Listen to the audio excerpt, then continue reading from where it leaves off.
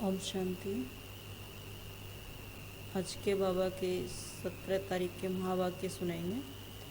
आज बाबा ने कहा, बाबा हमको बेहद का समाचार सुनाते हैं। ब्रह्मा विष्णु शंकर क्या है बाबा ये भी बताते हैं। और बाबा ने और नई बातें बताई। बाबा ने कहा ब्रह्मा बाबा का भी संपन्न स्वरूप फरिश्ता स्वरूप है। ऐसे बाबा ने कहा मम्मा का भी संपन्न स्वरूप फरिश्ता स्वरूप है। तो बाबा ने कहा जब उनको फरिश्ता स्वरूप का पता चला तो उन्होंने पुरुषार्थ किया। मम्मा ने भी पुरुषार्थ किया, बाबा ने भी पुरुषार्थ किया।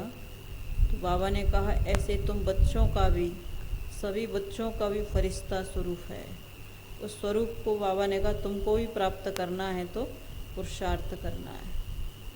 बाबा ने कहा शिव जयंती मनाते हैं, शिव जयंती मनाते हैं, व्रत करते हैं, लेकिन शिव के बारे में कुछ जानते नहीं हैं। और शिव जयंती मनाते हैं तो बाबा ने कहा शिव पुराण में भी शिव के बारे में कोई चर्चा नहीं है। भक्ति पूजा पाठ जो भी करते हैं उसमें शिव के बारे में कुछ नहीं बताते कि शिव का नाम क्या है, रूप क्या है, कहाँ रहता है, कैसा है।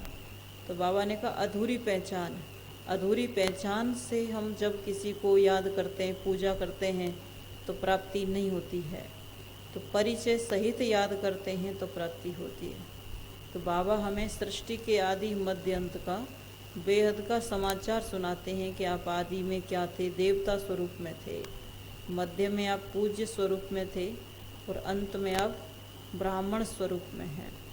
तो आज के बाबा के महावाक्य हैं। बाबा ने कहा मीठे बच्चे, बाप तुम्हें बेहद का समाचार सुनाते हैं। तुम अभी स्वदर्शन चक्रधारी बने हो। तुम्हें 84 जन्मों की स्मृति में रहना है और सबको ये स्मृति दिलानी है। प्रश्न है, शिव बाबा का पहला बच्चा ब्रह्मा को कहेंगे, विष्णु को नहीं, क्यों? तो बाबा ने कहा उत्तर में, क्योंकि शिव बाबा ब्रह्मा द्वारा ब्राह्मण संप्रदाय रचते हैं। अगर विष्णु को बच्चा कहें तो उनसे भी संप्रदाय पैदा होनी चाहिए, परंतु उनसे कोई संप्रदाय होती नहीं है। विष्णु को कोई मम्मा बाबा भी नहीं कहेंगे। वह जब लक्ष्मी नारायण के रूप में महाराजा महारानी हैं तो उनको अपना बच्चा ही मम्मा बाबा कहते हैं। ब्रह्मा से तो ब्राह्मण संप्रदाय पैदा होते हैं। गीत तुम्ही हो माता पिता, तुम्ही हो बंधु सखा तुम्ही हो। ओम शांति। बाप बैठ बच्चों को समझाते हैं कि कोई गुरु गुसाई ऐसे नहीं कह सकते कि बाप बैठ बच्चों को समझाते हैं। बाप बच्चों को क्या समझाएंगे? बोल कौन सा बाप है?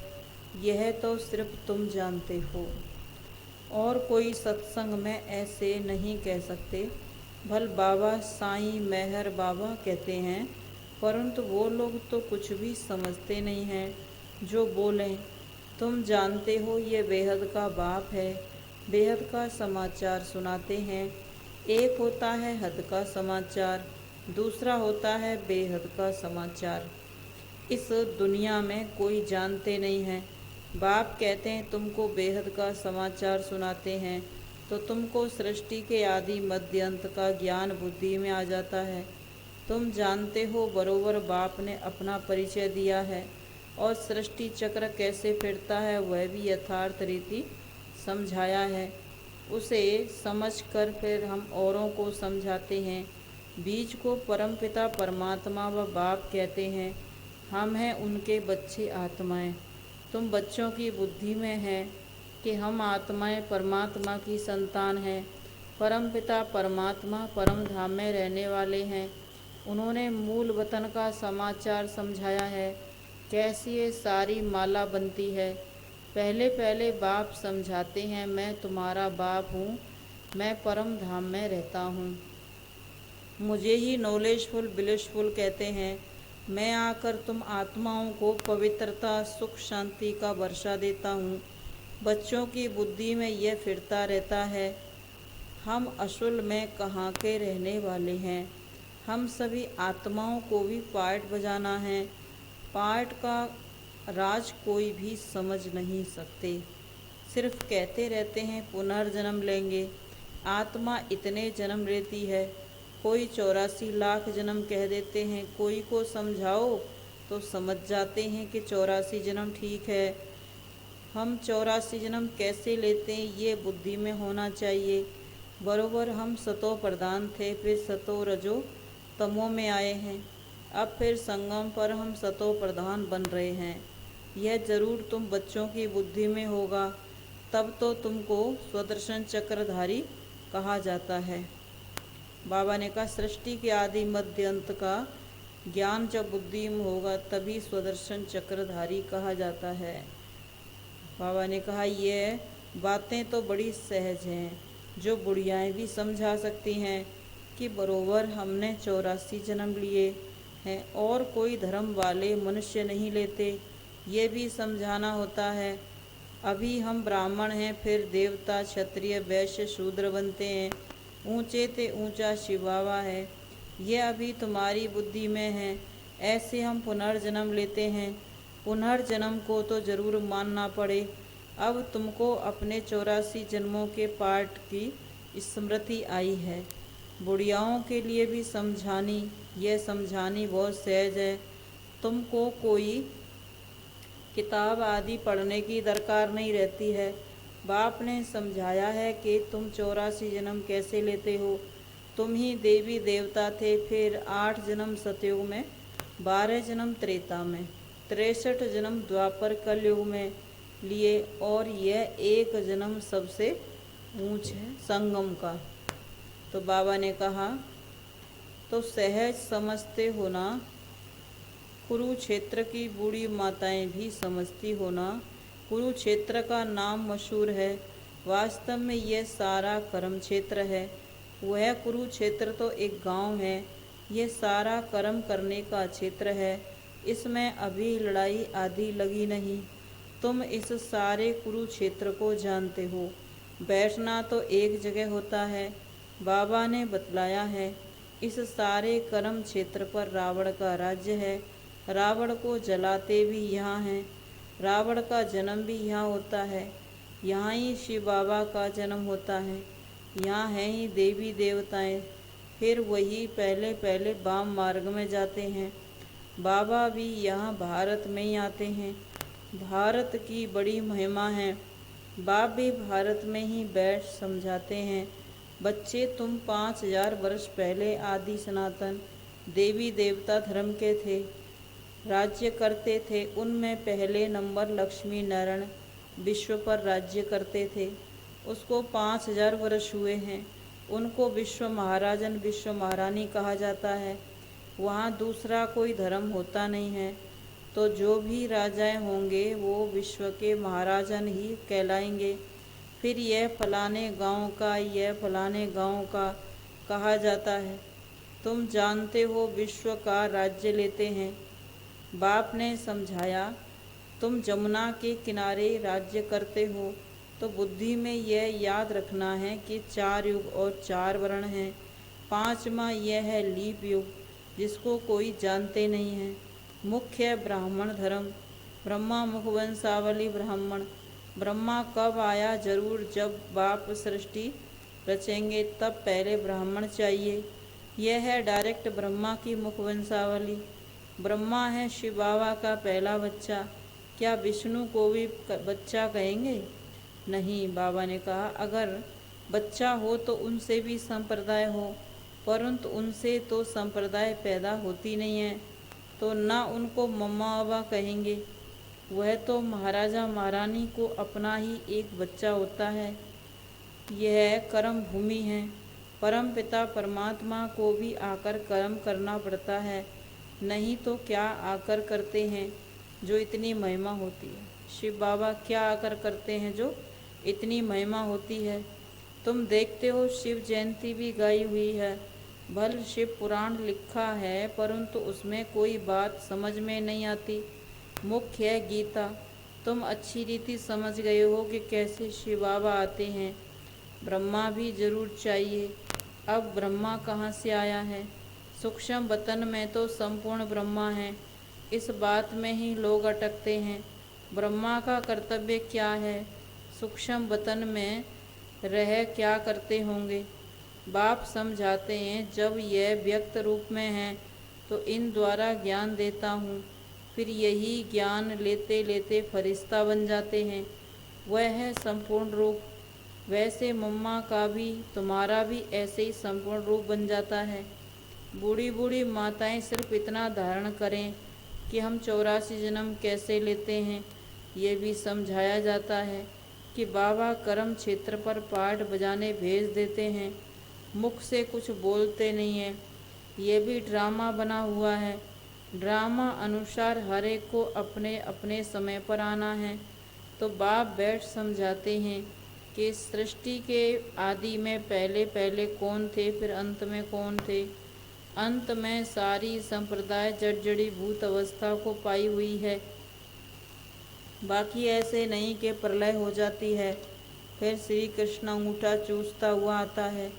बाप ब्रह्मा द्वारा स्थापना करते हैं नई संप्रदाय की। परमपिता परमात्मा इस दैवी सृष्टि की रचना कैसे करते हैं, यह तो तुम जानते हो। वह तो कृष्ण को समझ बैठे हैं। तुम जानते हो बाप ही पावन पतित पावन है, अंत में ही आएंगे पावन बनाने। जो कल पहले पावन बने थे वही आएंगे, आकर ब्रह्मा के मुख वंशावली बनेंगे और पुरुषार्थ कर शिव बाबा से अपना वर्षा लेंगे। रचयिता नॉलेजफुल हुआ है, वर्षा बाप से ही मिल सकता है, दादा को भी उनसे ही मिलता है, उनकी ही महिमा गाई जाती है। कहते भी हैं तुमयो माता च पिता, बरोबर सच्चा सुख देने वाला हुआ है। यह भी तुम जानते हो, दुनिया नहीं जानती है। जब रावण राज्य शुरू होता है तब ही दुख होता है। रावण बेसमझ बना देते हैं। बालक में जब तक विकारों की प्रवेशता नहीं है तो उनको महात्मा कहा जाता है, महात्मा के समान कहते हैं। जब बालिग होते हैं तब लौकिक संबंधी उनको दुख देने का रास्ता बताते हैं। पहला रास्ता बतलाते हैं कि तुमको शादी करनी है। लक्ष्मी नारायण और राम सीता ने क्या शादी नहीं की है, परंतु उन्हों को पता ही नहीं है कि उन्हों का पवित्र प्रवृत्ति मार्ग था, यह अपवित्र प्रवृत्ति मार्ग है। वह तो पवित्र स्वर्ग के मालिक थे, तुम तो पतित नरक के मालिक हो। ये ख्याल बुद्धि में आता नहीं है। तुम भारत की महिमा सुनाते हो, क्या यह भूल गए हो? भारत स्वर्ग था, आदि सनातन देवी देवता धर्म था, पवित्र थे, तब तो करते हैं। बाबा ने कहा तब तो अपवित्र उनके आगे जाकर महिमा करते हैं, माथा टेकते हैं। पतित पावन बाप ही पावन दुनिया की स्थापना करते हैं। बरोबर पावन भारत था, अभी तो मुख से कहते हैं हम पतित हैं। कोई लड़ाई आदि होगी तो यज्ञ रचेंगे शांति के लिए, मंत्र भी ऐसे ही जपते हैं, परंतु शांति का अर्थ समझते नहीं हैं। है भी बड़ा सहज। गॉड फादर कहते हैं तो बच्चे ठहरे ना, वह हमको हम सबका बाप है तो ब्रदर्स ठहरे ना। बरोबर हम प्रजापिता ब्रह्मा के मुखवंशावली बहन भाई ठहरे। सतयुग में तो मुखवंशावली होती नहीं है, सिर्फ संगम पर ही मुखवंशावली होने से बहन भाई कहलाते हैं। बाप कहते हैं मैं कल्प कल्प कल्प के संगम युग पर साधारण व्रत तन में प्रवेश करता हूँ, जिसका नाम फिर ब्रह्मा रखता हूँ, जो फिर ज्ञान को धारण करके अव्यक्त संपूर्ण ब्रह्मा बनते हैं। है वही, दूसरी बात नहीं। ब्राह्मण फिर वही देवता बनते हैं, चक्कर लगाकर अंत में आकर शूद्र बनते हैं, फिर ब्रह्मा द्वारा ब्राह्मण बनते हैं। बुढ़ियाओं के ऊपर भी ब्राह्मणियों को मेहनत करनी है। हमने 84 जन्म पूरे किए, यह तो समझ सकते हो ना। बाबा कहते हैं मुझे याद करो, इस योग अग्नि से ही विक्रम विनाश होंगे। सभी आत्माओं को कहते हैं मामेकम याद करो। शिव बाबा कहते हैं लकी सितारे हैं, हे सालीग्रामों, तुम आत्माओं की बुद्धि में यह ज्ञान डालते हैं। आत्मा सुनती है, परमपिता परमात्मा सुनाती हैं ब्रह्मा मुख द्वारा। तो ब्रह्मा द्वारा स्थापना तो जरूर मनुष्य ही करेंगे, बूढ़ा भी होगा।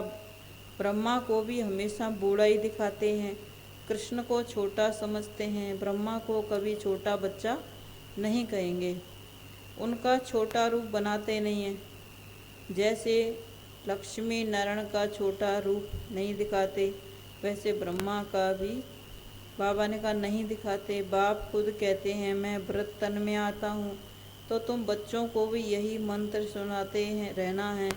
शिव बाबा कहते हैं माँ में कम याद करो, शिव को ब्रह्मा को बाबा कहते हैं, शंकर को कभी बाबा नहीं कहेंगे। वह तो शिव शंकर को मिला देते हैं, तो यह भी बुद्धि में बिठाना चाहिए। तो बाबा ने कहा आत्माओं का बाप अब परमपिता परमात्मा आए हैं, तो ऐसी ऐसी सहज बात भी बुढ़ियाओं को समझानी चाहिए। बाबा प्रश्न पूछते हैं आगे तुमको क्या बनाया था, तो इतना तो कहें कि स्वदर्शन चक्रधारी बने थे। बाप को और चक्र को याद करने से तुम रूहानी विलायत में चले जाएंगे।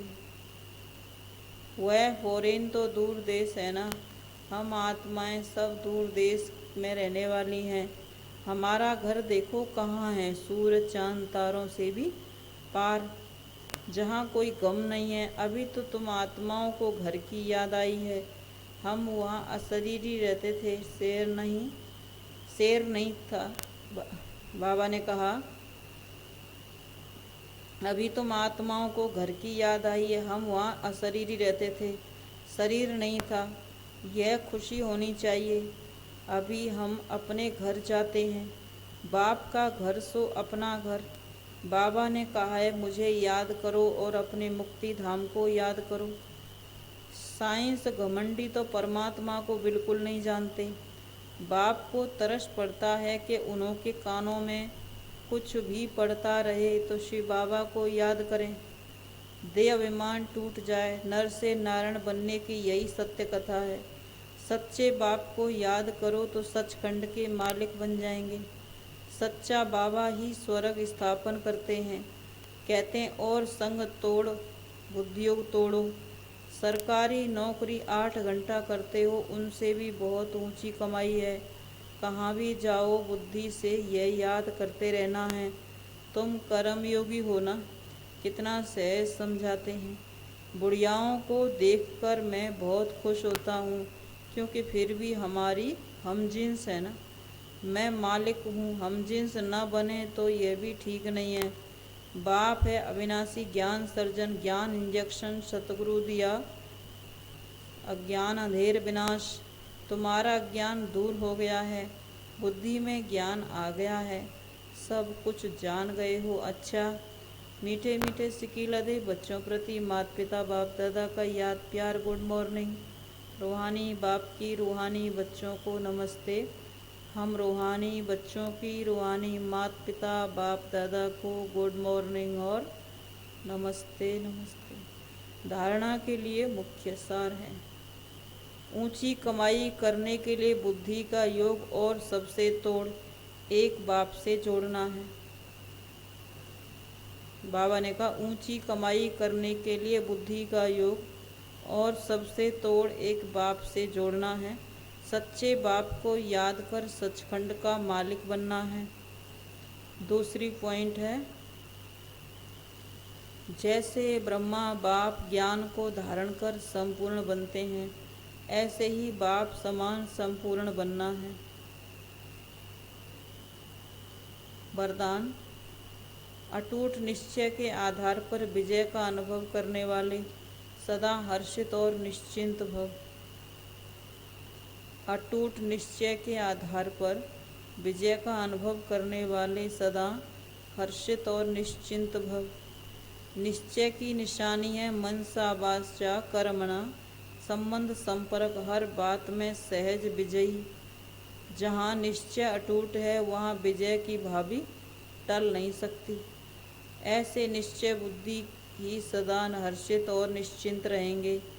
किसी बात में यह क्यों क्या कैसे कहना भी चिंता की निशानी है। निश्चय बुद्धि निश्चिंत आत्मा का स्लोगन है। जो हुआ अच्छा हुआ और जो हुआ अच्छा हुआ, अच्छा है और अच्छा ही होना है। वह बुराई में भी अच्छाई का अनुभव करेंगे। चिंता शब्द की भी अविद्या होगी। स्लोगन: सदा प्रसन्नचित रहना है तो बुद्धि रूपी कंप्यूटर में फुल स्टॉप की मात्रा लगाओ। सदा प्रसन्नचित रहना है तो बुद्धि रूपी कंप्यूटर में फुल स्टॉप की मात्रा लगाओ। तो आज बाबा ने विशेष स्वदर्शन चक्रधारी हो रहना है, और जो बाबा हमें बेहद का समाचार सुनाते हैं, ये बाबा ने कहा सबको सुनाना है। ओम शांति।